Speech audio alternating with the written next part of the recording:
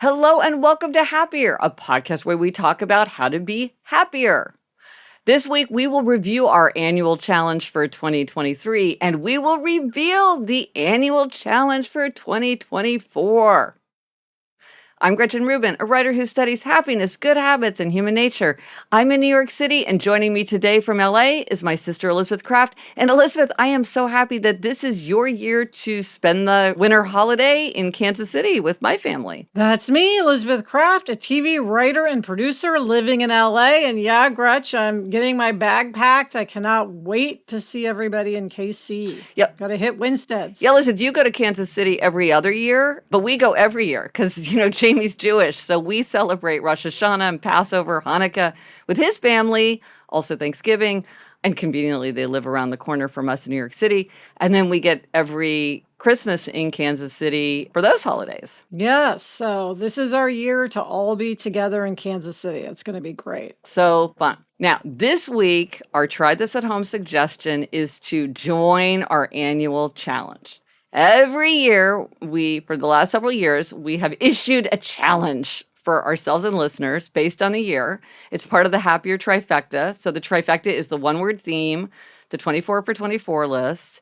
And now we're getting ready to do the challenge. Yeah. So Gretchen, to review what we've done, we did hashtag walk 20 in 20. Yep. Where we walk 20 minutes a day. Mm-hmm. We did hashtag read 21 in 21, where we read 21 minutes a day. That was great. And then we did hashtag rest 22 in 22. Yes. Yeah, for some reason, framing a habit this way makes it feel more fun. A lot of people join in where you're thinking, well, why does this make it easier to maintain? Why does this feel more compelling? Part of it's that everyone's doing it together. Part of it's that we just are shining a spotlight on it. But people really seem to enjoy this approach. Yeah. And what's great about it is that once you've focused on that for a year, I feel like you keep going with it, or at least I do. It sort of keeps it. I feel like ever since the read challenge, I've read more. Ever since the walk challenge, I've walked more. Now it's in my mind as something I can incorporate into my day. Yeah, maybe it's because we carve out the time for it, so it doesn't feel like trying to cram something in. It just feels like part of an ordinary day. I absolutely feel the same thing. And I think from what listeners say, that really happens, that it just becomes incorporated into your ordinary life. But so before we reveal our plan for 2024, Elizabeth, we have to reflect on Go Outside 23 and 23. Loved this challenge. Yeah, I did too. Gretchen, I did my Fryman 100 this year, where I did Fryman Canyon 100 times, started out as 50, then I upped it to 100. Yes. So that really helped with my Be Outside. Yep. In fact, I think that knowing that I had the Be Outside challenge was part of how I even was motivated to do the Fryman 50. Oh, because it was, a way to be outside. Yes. Right. And then I also, of course, was outside a lot for the WGA strike, picketing. Yeah. So that, although I was not happy about the strike, it did help me spend 23 minutes a day outside a lot of days. For sure. And then my other thing that was helpful was walking Nacho and Daisy. Mm-hmm. Knowing I had to go outside, it's like, well, I might as well walk Nacho and Daisy. Yes. So that helped me with that walking habit. Well, this reminds me of how when we did walk 20 and 20, so many people said how happy their dogs were, because when the people were walking more, a lot of times the dogs were walking more and the dogs were super enthusiastic. So I think a lot of that also helped. And Elizabeth, also, weren't you trying to work on your laptop outside more? Yeah. So those things I mentioned were all really walking things outside, but I also sat outside a lot more. We love our backyard. We have lots of great seating. Yes, you do. And I usually work on my iPad, taking my iPad outside and sitting outside to work. And that was really nice. Also, I'll even just, if I'm working with Sarah on the phone, I'll do it outside sometimes. So that's really nice. And of course, being in Southern California, we can be outside pretty much year round, which is the best thing about Southern California. But here's the thing. I mean, this is like me going to the Met every single day. Just the fact that you can doesn't mean that you do. And sometimes you need a little nudge to remind yourself, I am so incredibly fortunate. I have the opportunity to do something that other people couldn't do why don't I do it? Yes. No, I mean, it never occurred to me to do it until we started this Yeah, challenge. So, absolutely. Again, now that I do it, it's something I do. So, it's in the routine. right. Well, for me, I was walking more in Central Park, also going for longer walks with my dog Barnaby. And here's a thing that it had kind of an unintended consequence for me. So I'm a person who tends to like, and this is part of why I wrote Life in Five Senses. I can get all up in my head and very distracted, and I don't tune into what I'm doing. And what I realized is that, so I go to the Met every single day. I started that for Life in Five Senses, but I still do it. I would treat my walk to and from the Met just like a stage that I had to get through. Like, oh, that's just like, I need to move through Mm. that as quickly as possible. And so I can get to the Met, which is my destination.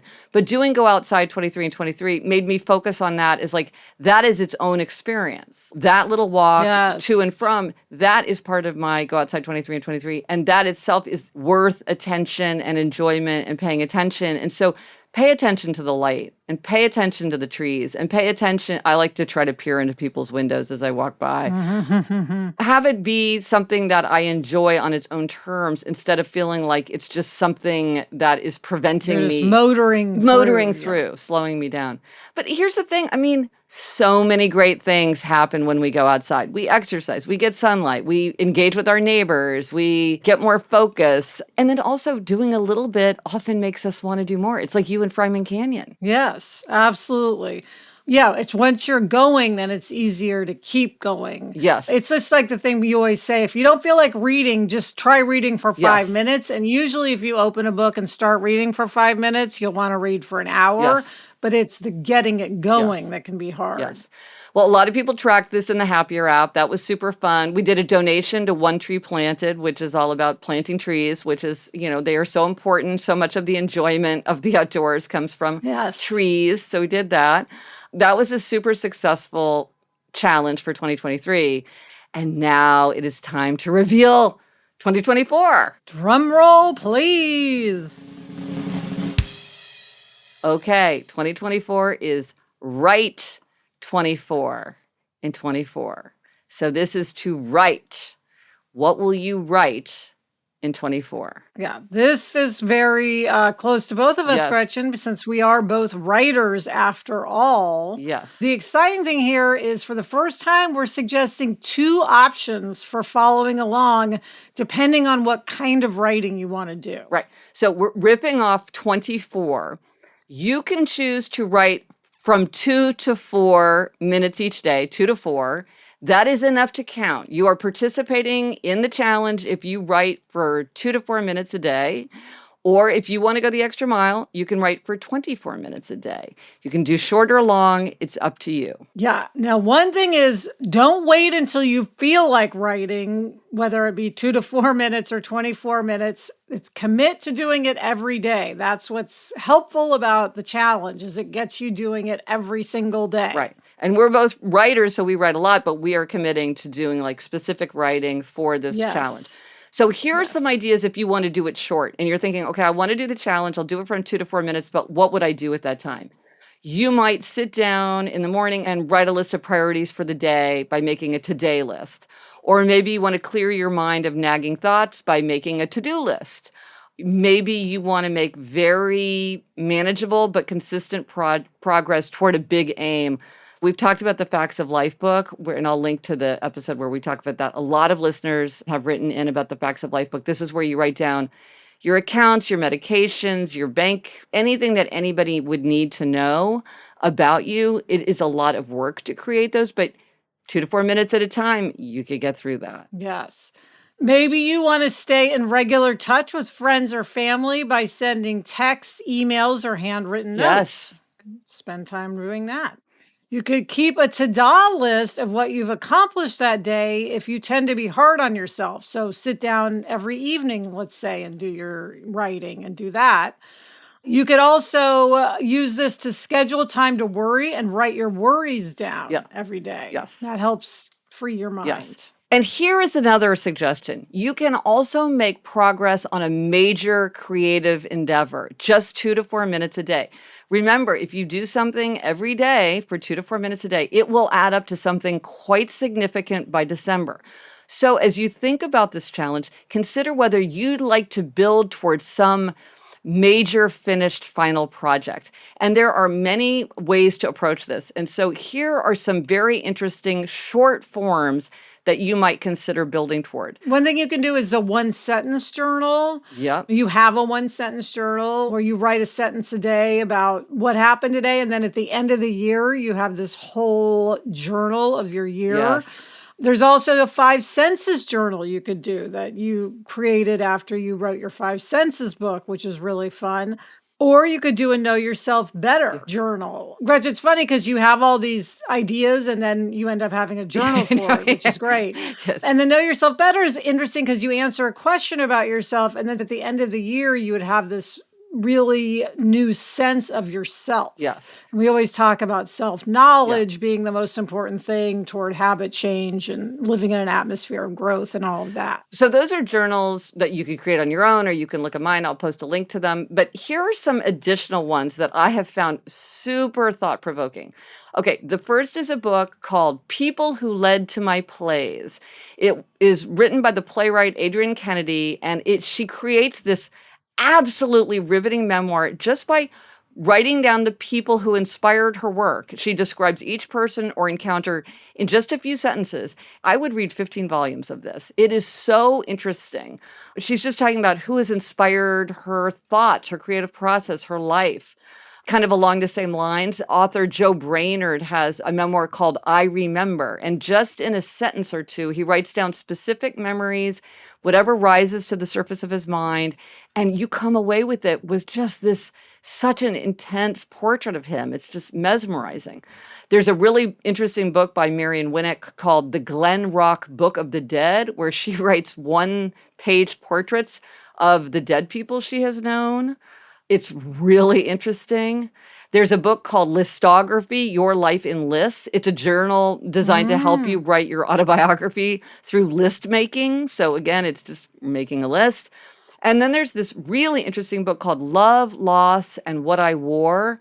Eileen Beckerman tells the story of her life outfit by outfit. It's illustrated with the outfits. That's how she tells the story of her life. Well, and this exercise could work with any element that pervades your life, such as foods you ate, music you listened to, books you read, art you admired. Yeah. And her memoir is illustrated, which is an interesting additional element. You could illustrate this. I love all of these for inspiration and for big projects. Well, they're wonderful to read. So I will post links to all these books, and I highly recommend them just as reading experiences, but they also get you very fired up to do the same thing yourself.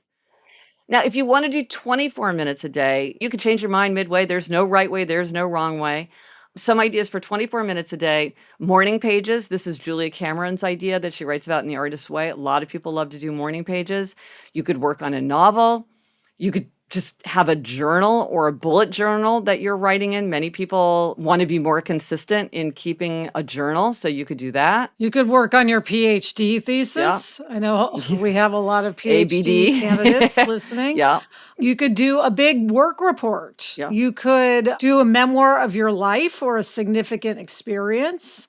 Or you could write a book for your child. Writing. I have something called Baby Journal that I kept for the first year. I've never actually shown it to Eliza. Maybe I should look at it and see if it's suitable for anybody else to read but me. But I remember I did it with great satisfaction when she was under a year old.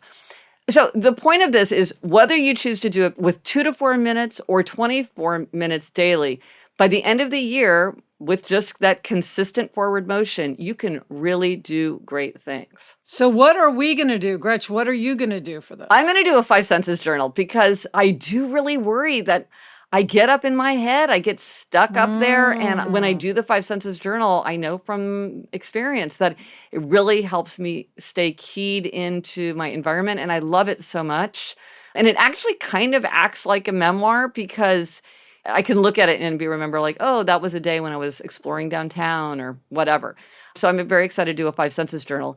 Oh, and listen, and when I did a 5 senses journal before, when I was working on Life in 5 Senses, I just had this little DIY journal that I cobbled together. But now I've made like a really nice one, that'll be a keepsake and, has a cover and everything. So it'll be more fun to do it officially. How about you? What are you going to do? I'm going to do a one-sentence journal, Gretch, because I've always loved the idea of a one-sentence journal. I've been such an advocate. I've recommended it to so many people that I have to admit to you, I've never actually done it. Good. So I'm getting your one-sentence journal, and I am going to do it this year. Yeah. 2 to 4 minutes. I'm committing to the 2 to 4 Yes. minutes a day. Yes. Yes, I am too, because we have a lot of the longer form in our lives. Yes. Well, let us know if you do try this at home. Are you going to join the Write 24 and 24 challenge? Are you going to do 2 to 4 or 24? Do you have another approach? If people have other ideas for how to do this, what to work toward, it would be fascinating to know. Let us know on Instagram, Threads, TikTok, Facebook. Drop us an email at podcast@GretchenRubin.com. Or as always, you can go to the show notes. You can go to happiercast.com/461, and there'll be links to all the journals and books and all the things that we talked about to get you fired up for Write 24 and 24. Yes. Coming up, we have fittingly a writing happiness hack, but first this break. Okay, Elizabeth, happiness hack. You have a writing hack. Gretchen, this comes from my writing partner, Sarah. She is doing writing tips almost every day, daily writing tips on Threads at @sfain if you want to follow her. Yeah. And I thought this was really a good one that I took to heart. So putting it toward this, if 24 minutes is the minimum or 2 to 4 is the minimum, that's great. But, and this is the tip, if you're in the zone, you can keep going. Yes. So if you're feeling it, don't just stop, keep going. Yes. Well, this And that is the hack. Well, this is sort of the point that you're making earlier, that often when you do just a little bit, it makes it easier to keep going. Having that energy to begin is often the hardest part. Yeah. So to remind you that, 2 to 4 or 24 is the minimum, but you can do it as long as you want. Yes. And now for more ideas for Write 24 and 24, we have some Know Yourself Better questions, because it's always easier do the things that make us happier, healthier, more productive, and more creative if we approach our aims in the way that is right for us. But sometimes you don't really know yourself. Why is it so hard to know ourselves? This is a question I ask myself almost every day.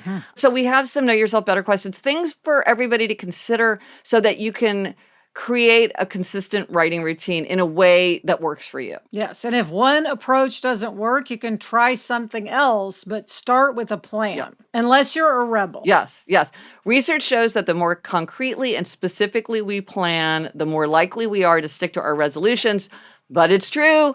Rebels, you, do it your way, whatever feels right to you. If you want to keep it unplanned and spontaneous, that's great. If you want to commit to an elaborate writing ritual, that is great too. Rebels do rebels. Okay, so here are some Know Yourself Better questions to consider as you are planning to write 24 and 24.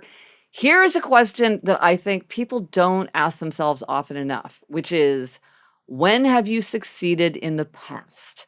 There are often clues. So for instance, if you did a lot of writing in college without much difficulty, think about what was it like then, and what are the elements of that time that you might think about in this time.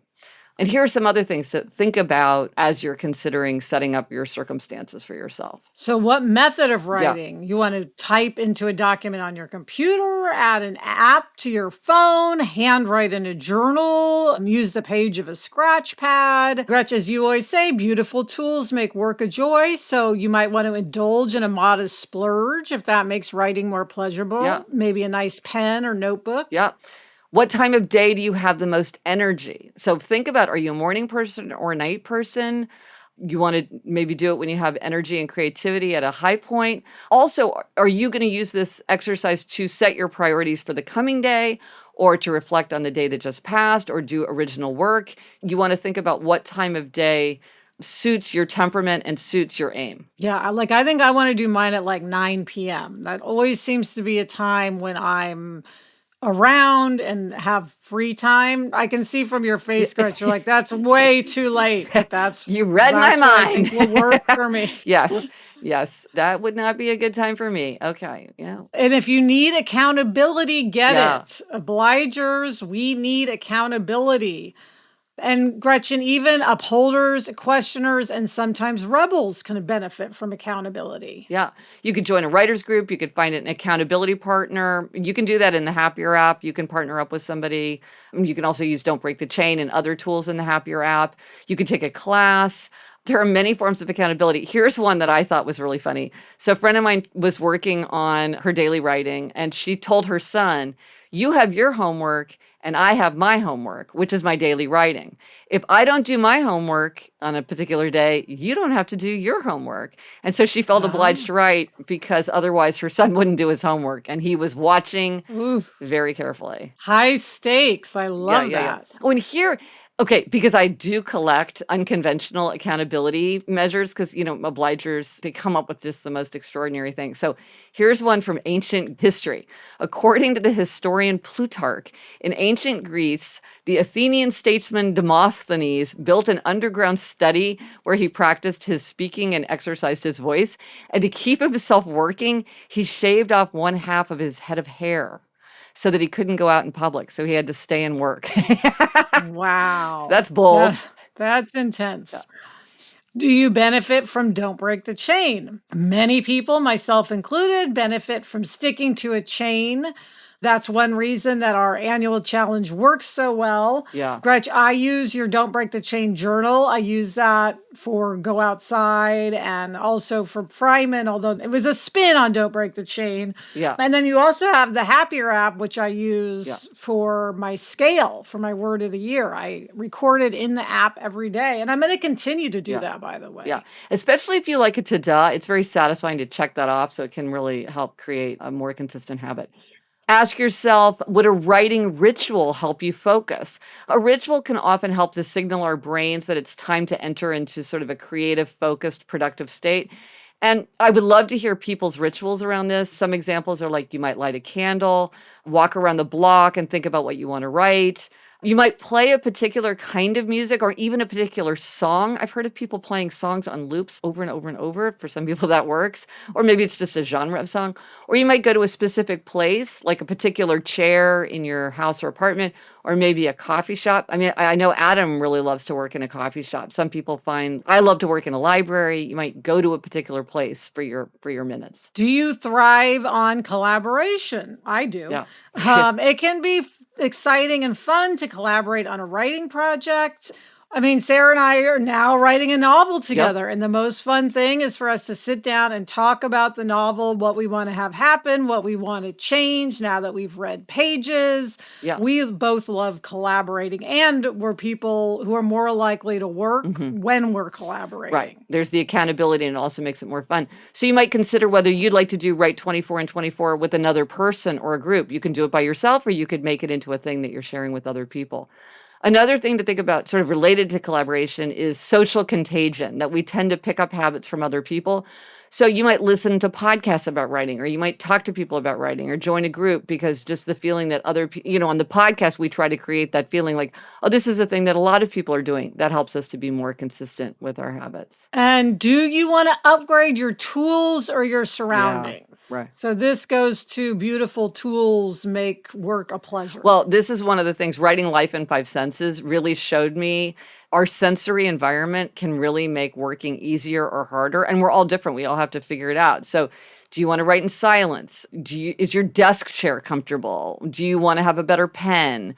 Would you feel energized if you had a plant on your desk? Indulge in a modest splurge if it's something that is going to make it easier to keep a consistent habit. And then, Gretch, people could use your Muse machine if they get stuck. I love your Muse machine. It's my favorite thing. Explain what it is. Okay, so for creative prompts, I had this list going in my computer of just like these mysterious prompts to help spark creative thinking.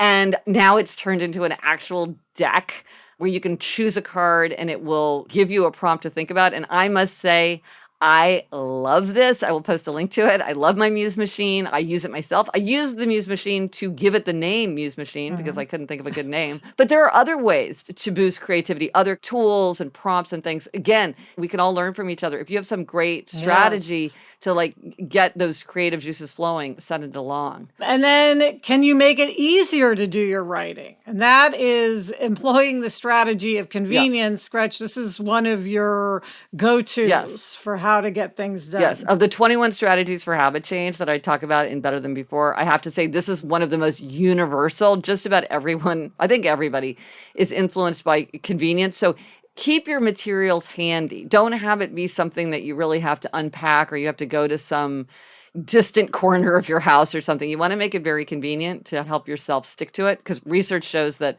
we are really swayed by convenience to kind of a hilarious degree. And then finally, can you tap into your tendency? And we've talked about the tendencies throughout, but if you're an upholder, a questioner, an obliger, a rebel, that is really going to influence how you might set up your habit or even think about the habit to yourself in a way that's going to help you follow the challenge throughout the year. So again, if you don't know what you are, I'll post a link to the quiz, or you can just go to gretchenrubin.com/quiz. But this is again, this idea of when you know yourself, you can set yourself up for success, because what works for someone else isn't going to work for you. Elizabeth, you deciding to do it 9 p.m. is a great thing for you. You needing accountability works for you. Yeah, we all need to suit ourselves. Yeah, so I cannot wait to hear what everyone's doing. Yes. This will be a discussion all year long. I'm sure we'll be talking about this and having hacks and tips and resources. Know yourself better. Yeah. So this is going to be big. So it's going to get a lot of people's juices flowing. The best time to start Write 24 and 24 is January 1st, 2024. But the second best time is now. So whenever you feel like starting, it's the right time. It's the best time. So you will never be behind. You can start whenever you are. Coming up, Gretchen gives herself a listening demerit. But first, this break. Okay, Gretch, we are back with demerits and gold stars, and you're up this week with a happiness demerit. Yeah, my daughter Eliza was telling me about something that was annoying her at work. I listened, but I didn't really acknowledge it. I realized later, after the conversation was over, that I hadn't really acknowledged the reality of her feelings, pressed her to like, well, tell me more. And how did that make you feel and all that? And, you know, if for Life in 5 Senses, I wrote my listening manifesto with all of I'm going to, work on my listening. I'm going to be a better listener. And so in the moment, I just dropped the ball. Later, I did think and realized, okay, I should have done better. But by then, it was too late. So I did say to her, hey, I'm really sorry. I feel like I didn't really tune into you the way that I wish I had. And she was very nice about it. But again, I'm giving myself this demerit to remind myself of stay in the moment, listen, acknowledge the reality of people's feelings, allow awkward pauses to fall, let people take their time. I want to do a better job next time with Eliza and with everybody in my life. Yes. Listening is important and can be quite difficult. Can be quite challenging. How about your gold star? Well, I am giving a gold star to Adam today. This is a gold star. It's a bit late, Gretchen, but better late than never. It's never too late for a gold star. Never too late for a gold star. Go back years. We'll take them. This is a gold star for Adam for cleaning the backyard the day before Thanksgiving instead of on Thanksgiving. Okay. So let me explain. Yes. We hosted Thanksgiving. It was a big deal. Adam's way of doing things, it's his way, is that he likes to sort of be last minute. Mm-hmm. He doesn't want to, like I take the glasses out for Thanksgiving the day before, for instance. Right. He thinks I should take them out the day of. Mm-hmm. But this year, he took it upon himself to go and clean the entire backyard. And this is like 6 hours of very manual, hard labor. I mean, this is brushing off all the cushions, sweeping all the leaves. Yeah. I mean, it's a lot of work. And he got it all done the day before because we were having people come over at 1 p.m., which is pretty early. Yeah. So I was so much more relaxed, Gretchen, because that was done. And I didn't have to nag him. He just went out and did it. And I don't know what made him do it, but I'm very grateful that he did. It really made me more relaxed. Well, in our family, we talk about hostess neurosis, which all of us kind of suffer from. Do you think that after all these years, he's like, okay, I can reduce the hostess neurosis level if I do this? Or I think he must have. yeah, well done. Yeah. I don't want to question No. it. I just Yes, just enjoy. Just enjoy. Yes. Excellent. Well, gold star to Adam and gold star to you for hosting. The resource for this week is you can join the Write 24 in 24 challenge in the Happier app, which I mentioned. If you're already using the app, great. When you open up your homepage, you'll see the challenge featured there. You can just tap to get started and follow the prompts to tailor the challenge to you, however you want to do it. And if you're not using the app, you can download the app for free in the App Store or Google Play.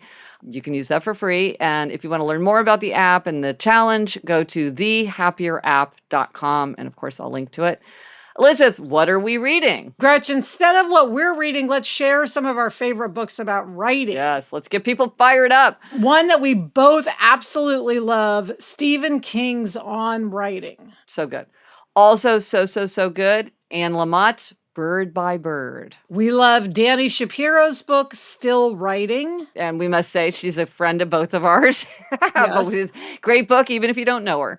I love a book, Elizabeth, that you said that you had not read. It's especially good for nonfiction. It's William Zinzer's On Writing Well. I've read that like 4 times. Julia Cameron's The Artist's Way. We mentioned it earlier. It's very good if you want to get inspired to be creative. Mm-hmm. Octavia Butler wrote an essay called Furor Scribendi in the collection, which is great, called Bloodchild and Other Stories. And I finally looked up, what does Furor Scribendi mean? And it turns out it means writing frenzy in Latin. That'll get you going. Yeah.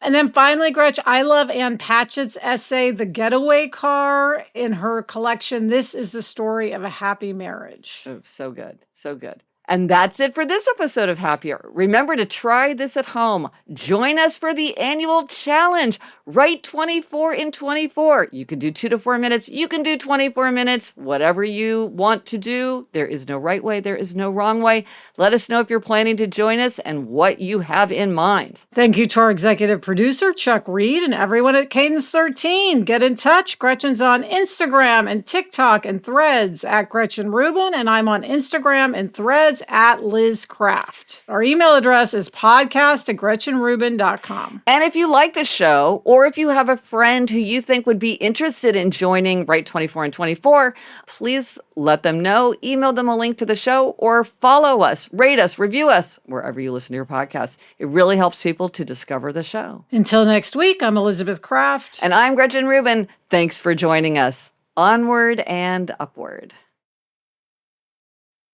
Okay, so Elizabeth, question for you. You're going to keep your 1-sentence journal. Are you going to keep it in a journal or are you going to keep it in the app? No, in a journal. I love the journal. And are you going to have a special pen? We're both left-handed, so I think sometimes nice pens make a mess for us. Do you have like your favorite kind of pen? I had not thought about that, but Mindy sent me some pens last year for my birthday, so maybe I'll use one of the Mindy pens. Oh, That'd be good. Well, that nice. would make it a very happy experience.